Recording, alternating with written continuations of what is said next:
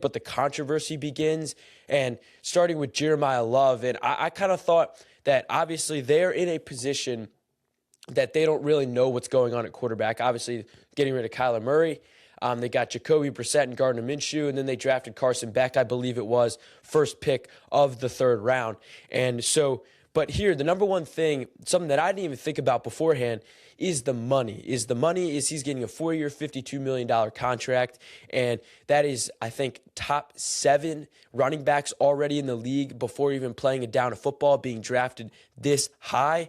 And I just think we talk a lot about with the draft with positional value and things like that, but I think that this is really a definition of what you're looking for with positional value, is that I don't really think that he was worth taking for them. I think that they had a lot of other issues, and I think that they should have focused on whether it was offensive tackle or just something else. I had him going with Francis Mauigoa at number 3.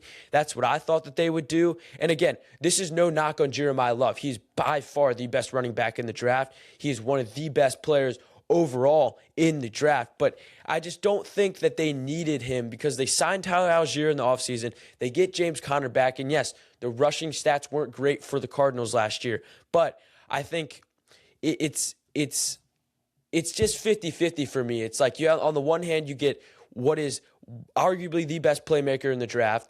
And then on the other hand, you sign Tyler Algier, who had a really good season as the second choice running back in Atlanta.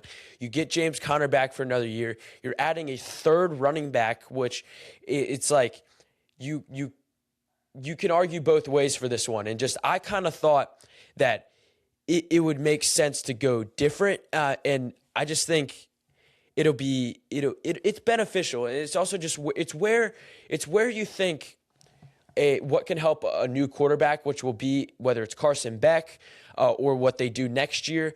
Again, like we said, weak quarterback draft class.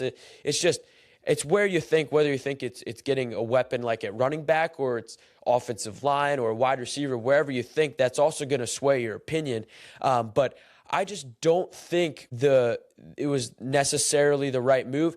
He's going to come great. I think he's going to be good for them, no doubt. But I just think that there was better ways they could have gone with this, especially because of the expensiveness of it, getting Tyler Algier in the offseason and just thinking about the future. So Jeremiah Love, by far the best running back, maybe not by far, but definitely the best potential playmaker in this draft, but just a little bit uncertain of the approach with the Arizona Cardinals here at number 3.